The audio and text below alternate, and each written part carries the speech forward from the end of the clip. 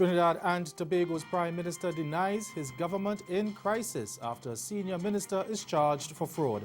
Our top story in Caribbean Newsline for Thursday, August 15th. From the CMC News Center in Bridgetown, I'm Ricardo Roberts. Good evening. Thanks for joining us.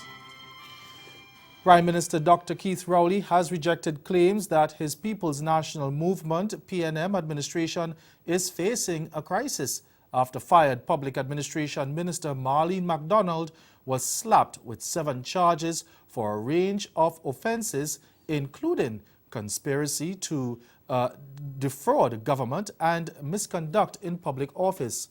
Breaking his silence on McDonald's arrest and subsequent charging, Rowley insisted that contrary to what was being peddled by some, the ship of state was sailing smoothly. Addressing a post-cabinet briefing on Thursday afternoon, the Prime Minister said that far from viewing the developments as a crisis, they demonstrated that the system was working and citizens should feel good about that. This is how it is supposed to happen. This is how it is happening for the first time. Exactly what you want to happen is happening. That if persons, especially public officials, misconduct themselves, there must be policing to identify the misconduct, and the persons must be held accountable, and it will end up as a trial in the courthouse where they're innocent until proven guilty. That is what you want, and when I say we are building a new society, that is what the new society is to expect. It's working. The system is working. And that is why, as Prime Minister, the police was completely independent and without let or hindrance or interference was able to arrest a minister of government and handle it as a police matter without the Minister of National Security even knowing, far less interfering. In his interaction with the media, Rowley outlined how he dealt with allegations against McDonald back when she was housing minister. She was fired from that position amid an investigation in which she was subsequently cleared. McDonald was fired a second time when she was minister in the Ministry of Public Utilities on the heels of a controversy caused by the presence of a reputed community leader at her swearing-in ceremony. Rowley said that amid the corruption allegations swirling around her, McDonald had insisted on her innocence on several occasions. She was subsequently returned to the cabinet as Public Administration Minister, a position she lost earlier this week when Rowley found out she was being charged. Questioned about whether he made a bad judgment call, the Prime Minister answered in the affirmative. I would say yes, but at the time I only could work with the information I had. You know, you can look backwards and say, oh, this shouldn't have happened, that shouldn't. At the time, I could only work with the information that I have. So let us not pretend that it was so. I read with great interest the charges that have been laid by the police and identify so much that was never part of this before. The Prime Minister further defended his decision to wait before firing McDonald this time around, first from his cabinet and then as deputy political leader of the PNM. He said he had to wait until he had facts from the authorities, although the Director of Public Prosecutions, the DPP, had indicated that instructions were given for a search warrant to be issued to be executed at McDonald's residence since last Thursday when she was arrested and questioned. But there are some people saying that the minute I heard, the minute I heard that the DPP had granted clearance for the police to proceed, I should have fired the minister. Heard, but heard from whom? Heard from whom? The media. Like I see it in the paper, so it's true. That's what you're asking the Prime Minister to do. And here I'm waiting.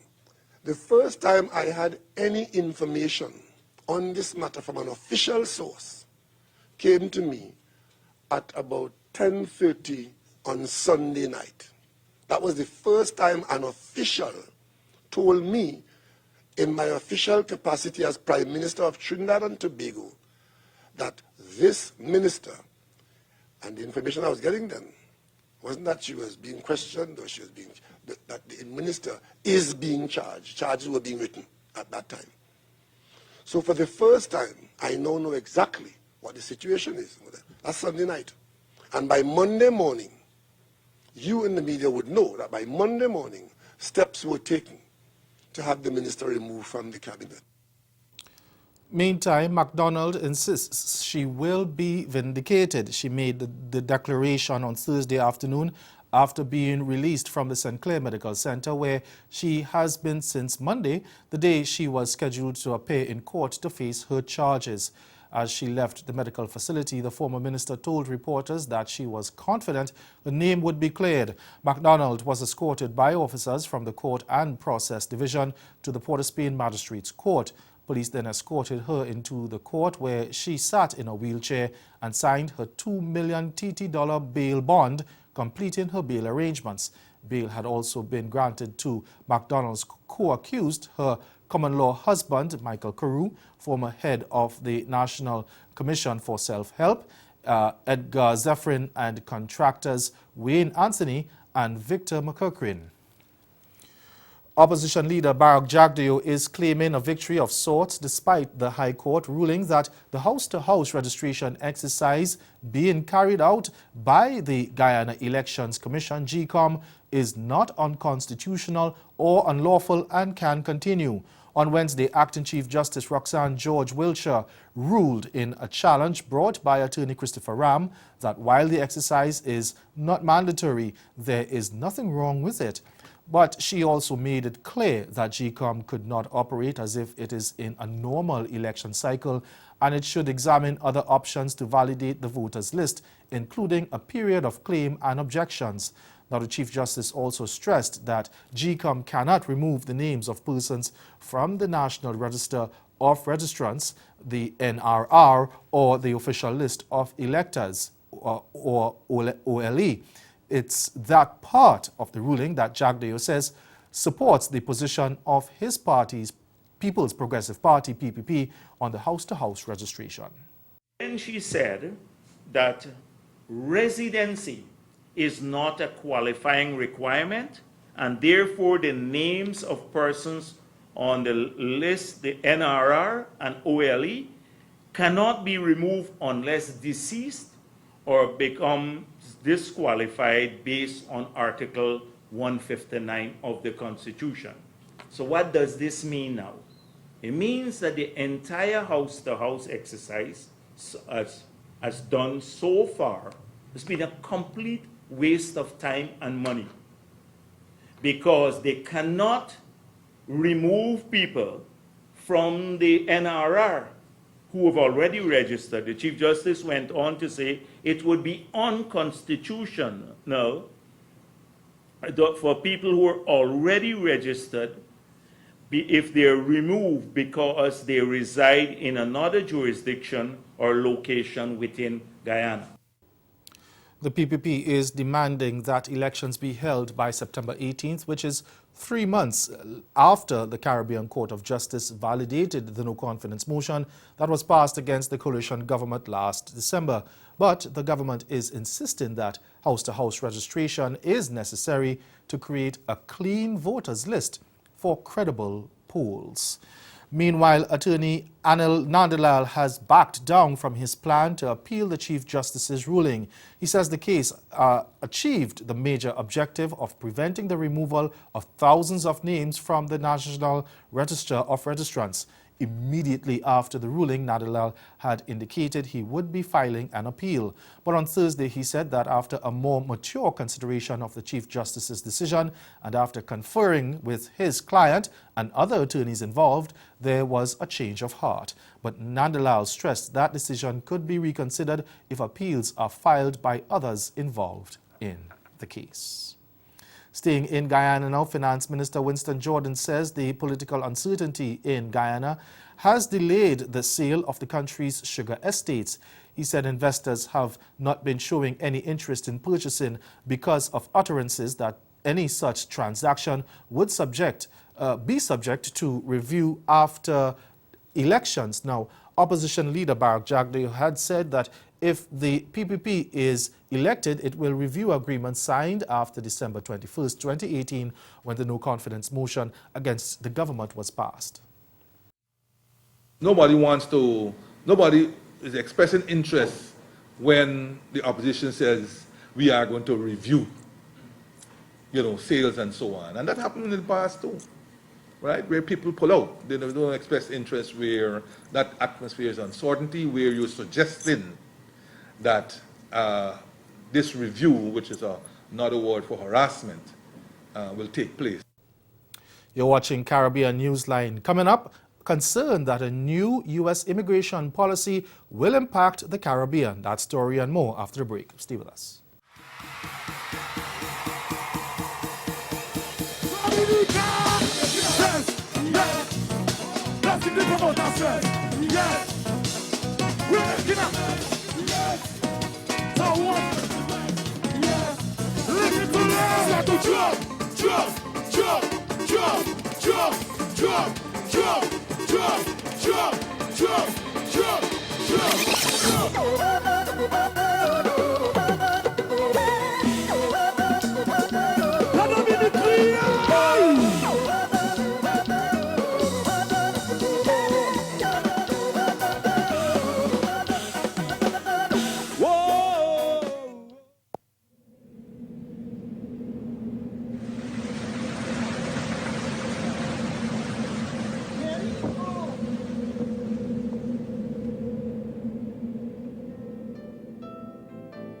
When you think of what we went through with Hurricane Irma, you had to be able to recognize what are the things we need to do to cope with the aftermath. The psychological trauma, to me, is probably the most telling on a lot of people. Preparedness is the key. So when people are prepared, when people have what their resources in terms of how they can cope with the disaster, they're better able to be able to return to their normal life. They're better able to make decisions that are informed for themselves and for their family, and then for their community. Be ready. Look, listen, and link.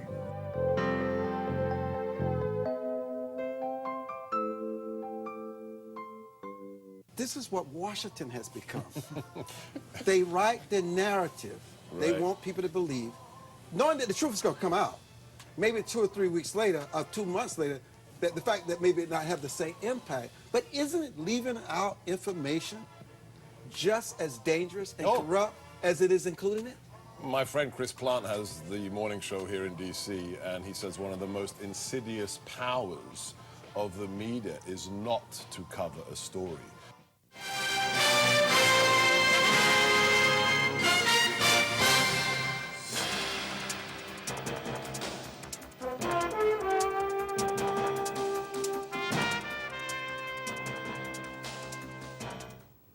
Antigua and Barbuda's Foreign Affairs Minister Chet Green has described the latest United States immigration policy as frightening and one that could have severe implications for the Caribbean. Earlier this week, the Donald Trump administration announced a policy under which immigrants would be denied permanent residency if they use or are likely to use public benefits such as food stamps and Medicaid. The measure is due to take effect in 2 months, although political observers say it could be challenged in court.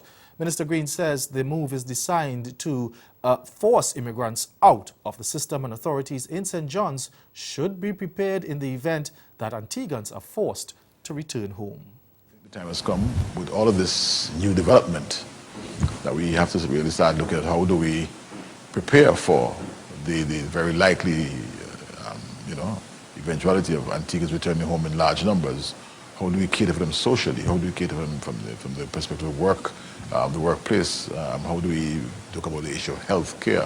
How do we look at the issue of security? We're returning home with real hard, seasoned criminal traits learned in the North American capitals.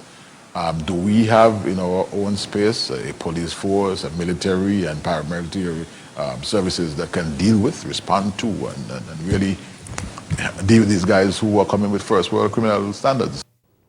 In other news now, the European Union has released €9 million in humanitarian aid in response to the deteriorating food and nutrition situation in Haiti.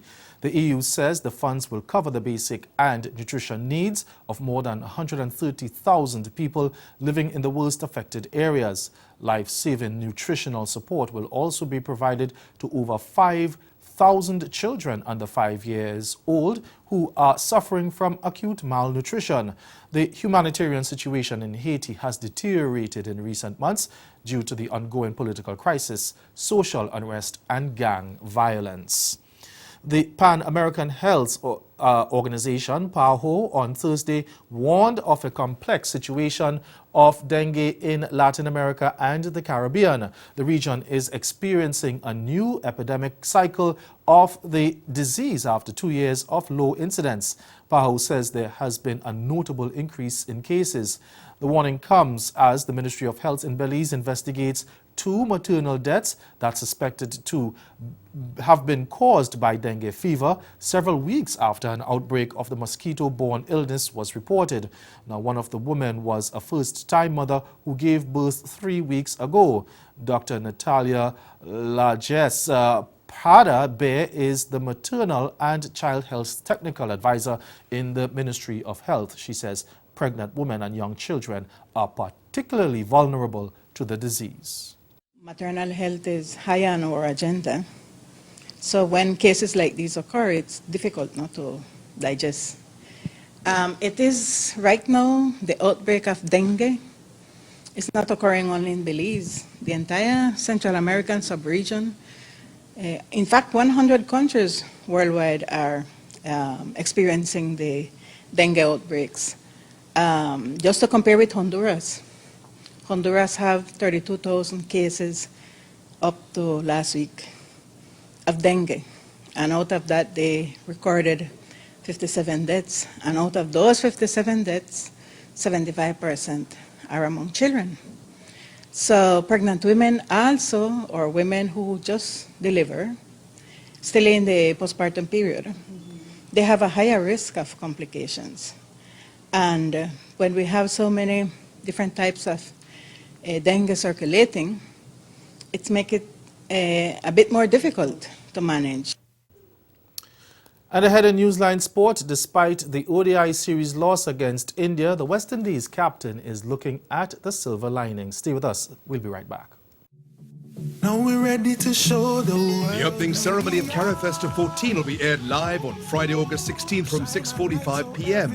View the wondrous beauty and majesty of the Caribbean's premier arts and cultural festival.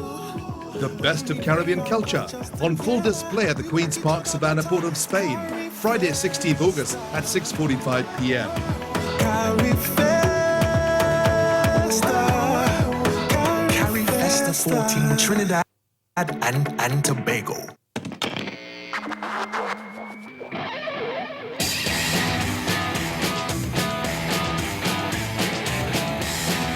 Make it what you want. Make it what you want. Make it what you want. Make what you want.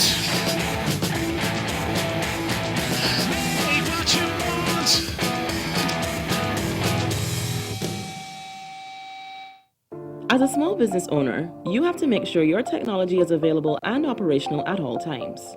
But what happens when your network crashes, your email goes down, or your user systems get a virus?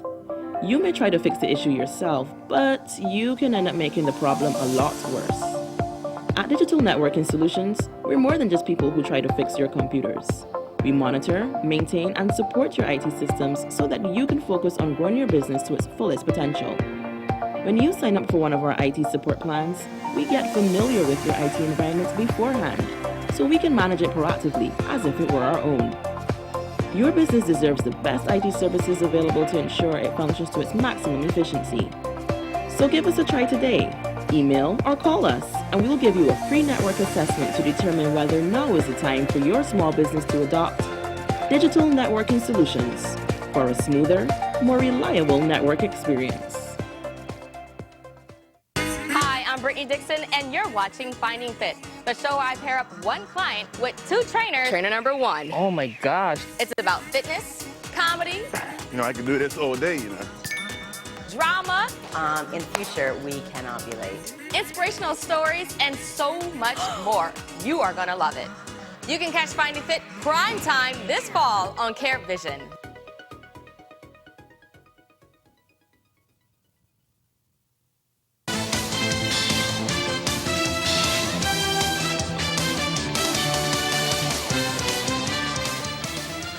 West Indies captain Jason Holder believes there are some positives coming out of the just-ended ODI series against India, despite the West Indies losing 2-0. Now, the regional men went down to India by 6 wickets in the rain-affected third and final one-day in Port of Spain after losing the second match and the first one being rained out. Veteran opener Chris Gayle had earlier blasted 72 from 41 deliveries as West Indies raced to a competitive 240 for 7 of their allotted 35 overs. His opening partner, Evan Lewis, struck 43. Nicholas Puran chipped in with a quick-fire 30, while Shimron Hetmeyer got 25 and Shea Hope 24. Holder lauded the efforts of Gayle and Lewis. Positives, man. The way the Chris played today, Evan Lewis, showing a lot of form as well too. I thought the bowlers had a reasonable time too. Yes, the last game, I thought we bowled really, really well. And today we're probably off a little bit, but in general, I think the bowling has really led us in the last couple games, and it's just a matter for us to continue to build. As I said, or keep saying, it's just a matter for us to really seize the key moments in the games and play those key moments a little bit better than we have been in the past. But the captain yet again lamented over the West Indies' inconsistencies in the series. Yeah, you can say that for the entire series, from the T20 straight here to the last ODI. We've played some pretty decent cricket in patches. It's just a matter for us to bring it together more often than not. And that's where we've fell down in the past, and now we continue to let ourselves down. Meanwhile, the regional men will turn their attention to the upcoming Test series. The West Indies will face India in the first Test next Thursday. That's August 22nd at the Sir Vivian Richards Stadium in Antigua, and then on August 30th at Sabina Park, Jamaica. The captain expects a game changer since the Windies are coming off a series victory against England. Well, we've got a few days off. This is probably a fresh group, different faces coming into the Test squad, and it's a matter for us to continue the good work we've been doing in Test cricket over the last 2-3 years. The first series we've had this year was a success. No doubt the guys will be itching and ready to go against India here in this second series of the year, and obviously with the Test Championship around, it's something to obviously look forward to and to play for. So I think the guys are up for it. It's just a matter for us to play some solid cricket. Holder also expects his team to build on the momentum even as they prepare for the upcoming World Test Championships. I think we're all looking forward to it. We started really well this year against England, beating England at home, and we had some brilliant individual performances, and then it just so happened that we brought it together as a collective unit. Just a matter for us now to build. The Test Championships over 2 years, and we've got lots of cricket to play over these next 2 years, and I think every series will be important.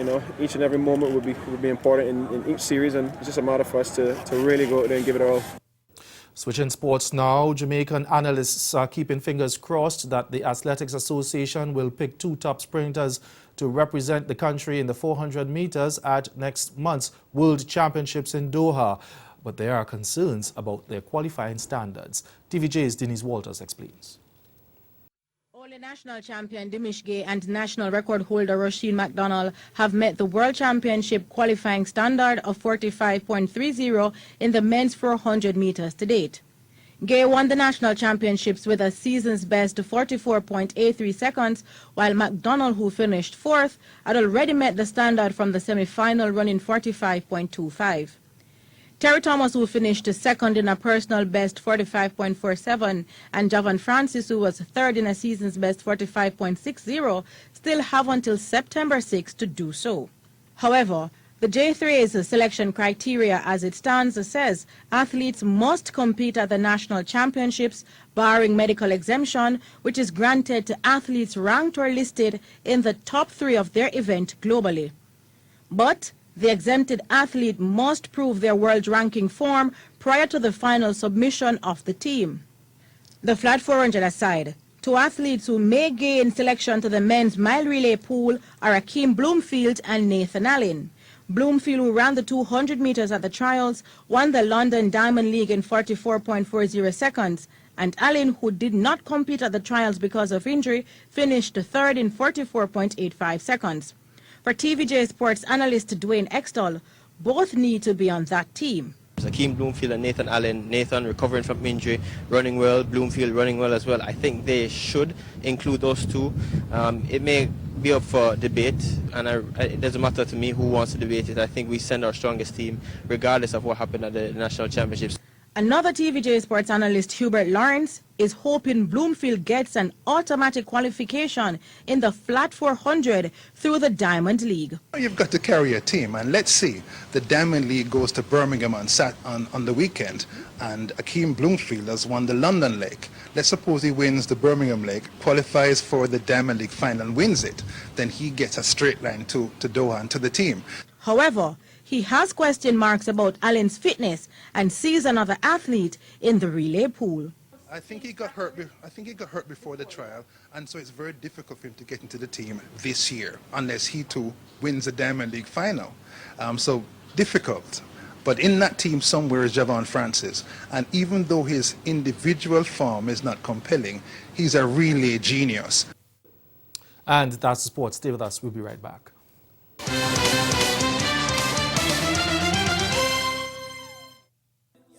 We know about hell in a cell, it's a rage in a cage.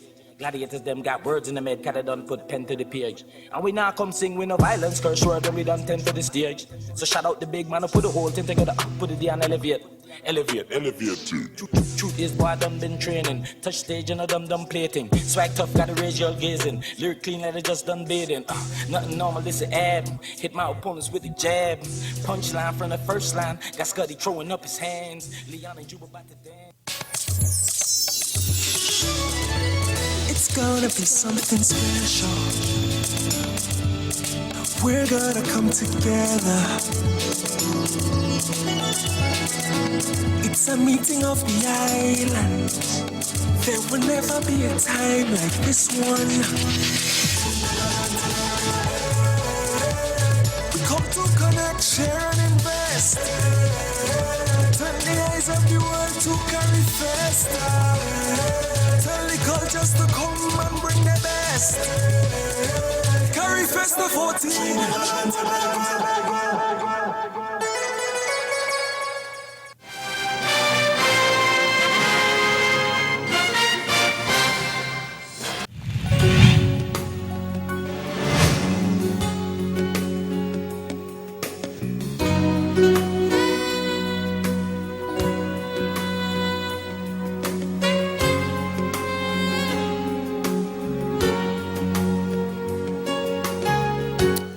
A recap of the day's major developments. Trinidad and Tobago's Prime Minister rejects claims that his government is facing a crisis following the arrest of a now former minister. In fact, he says it's a ray of hope because it shows the system is working. And in sport, West Indies captain Jason Holder believes there are some positives coming out of the just ended ODI series against India despite the West Indies losing 2-0. That's Caribbean Newsline. For news and sports round the clock, subscribe to CaribNews.com.